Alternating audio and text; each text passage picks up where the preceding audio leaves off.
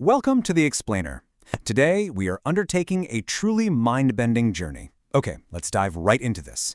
Try closing your eyes for a second and imagining the entire history of the blue planet we call home. We're going to take that immense, macroscopic scale of 4.5 billion years, going all the way from a lifeless, fiery ball of lava to the brilliant world of city lights we see today, and we are going to condense it into exactly one cycle of day and night, a single 24-hour countdown clock. So, let me ask you something right off the bat to frame our whole journey here. If our Earth was officially born at the stroke of midnight, 0 hours, 0 minutes, 0 seconds, at what time do you think the mighty Tyrannosaurus Rex let out its first roar? Or, maybe more importantly, at what exact moment during those 24 long hours did humanity finally step onto the stage of history? The truth is kind of wild, and honestly, it might just send shivers down your spine. It puts our entire existence into a profoundly humbling perspective. Now, to really grasp how 4.5 billion years condense, we have to establish the ruthless math of our countdown clock. Every single hour that passes on our clock, that represents about 187 million actual years. For every minute you tap your foot, the planet ages another 3 million years. And with every single tick of the second hand, 52,000 years of history just flash by. On this scale, giant oceans evaporate in literally seconds, and invincible creatures are wiped out with a single sigh. Chapter 1. Midnight on Hell Earth. Okay, our journey begins at exactly midnight, but I promise you, this is not the Earth we know. This is the Hadean Eon, aptly named after Hades, the god of the underworld. There's zero solid ground. The planet is just a boiling magma ocean surging at over 2,000 degrees Celsius, completely smothered in toxic sulfur and dense carbon dioxide. But just 10 minutes in, at 12:10 a.m., an apocalyptic event changes absolutely everything. A Mars-sized protoplanet named Theia hurtles out of the darkness and slams right into Earth. The horrific energy released in this collision is billions of times greater than the most powerful atomic bomb ever built. Earth is nearly shattered completely, vaporizing the outer layers of both planets into this swirling cloud of superheated plasma. But here's the crazy part. Out of that blazing debris ring, our moon was born. Think about it. Without the moon, Earth would be this chaotic, wobbling mess with constantly flipping poles and a totally hostile climate. But with the moon acting as a massive gravitational anchor, our planet's axial tilt stabilized at a nice 23.5 degrees. So that violent destruction ironically became the greatest gift the universe could bestow, basically laying the foundation for complex life. Chapter 2. The Great Oxygen Catastrophe. As the clock ticks past 1 and 2 a.m., the raging magma finally begins to cool.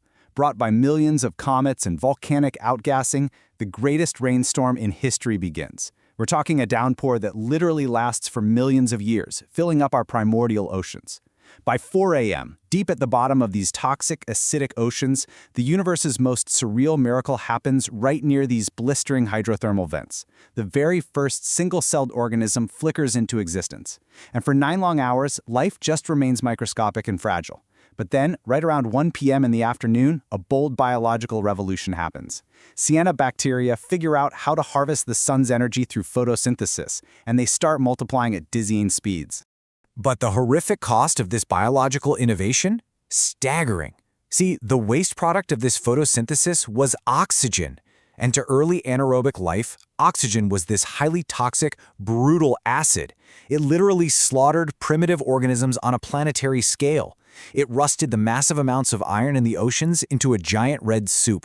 Then, it bubbled up into the sky and destroyed the methane blanket that was keeping the planet warm. By 2 p.m., temperatures plummeted to minus 50 degrees Celsius.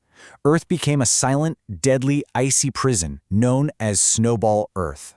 Chapter 3. The Big Bang of Life. Right when life seemed entirely extinguished under kilometers of solid ice, Earth's fiery core roared back.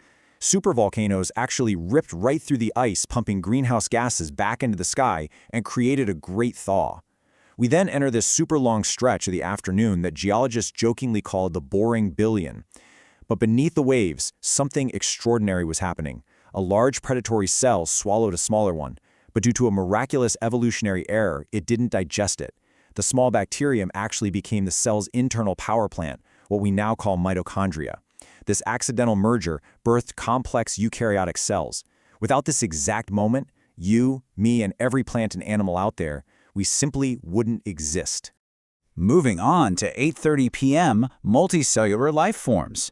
The Ediacaran period brings us these bizarre, soft-bodied creatures swaying peacefully in the ocean currents, totally without eyes or mouths. But fast forward just a few minutes to 9:04 p.m., and that velvet curtain of innocence is torn completely away by the Cambrian explosion. Biodiversity just shifts into overdrive. The rules of survival violently shift here. Some anonymous mutant creature realized, A, it's way easier to just eat another creature than to filter nutrients from the water. Boom. The mouth was invented. Predation was born. Soft bodies were quickly replaced by armored shells and sharp spikes. And most importantly, eyes evolved. Leading this visual revolution was Anomalous Caries, this terrifying meter-long biological stealth submarine with compound eyes and razor-sharp conical teeth. The ocean became a violent arena, and the arms race of evolution had officially begun. Chapter 4. Eras of Giants and Death. So, the great game of life couldn't be contained under the saltwater forever, right?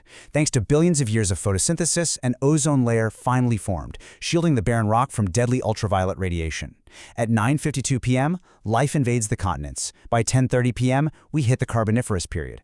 The land is covered in giant swamp forests, but bacteria haven't figured out how to decompose wood yet. This massive buildup of carbon pushes atmospheric oxygen levels to a staggering 35%. And this acted like biological doping for insects. If you were there, you'd literally be dodging hawk-sized dragonflies with 1-meter wingspans and fleeing from Arthropleura, a 2.5-meter-long armored millipede acting like a meat-grinding machine. Absolutely wild stuff. But of course, nature decided to press the reset button. At 10:40 p.m., the bloodiest event in our entire 23-hour clock occurs: the Permian mass extinction.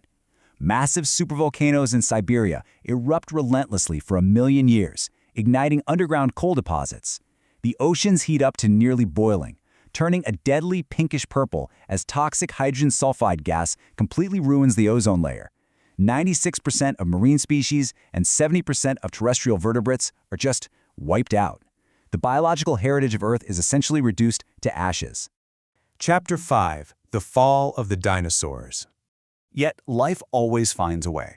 As the toxic gases of the extinction settled, these tiny surviving reptiles called archosaurs emerged into the massive, empty ecological gaps, totally setting the stage for the true kings of Earth to step into the light.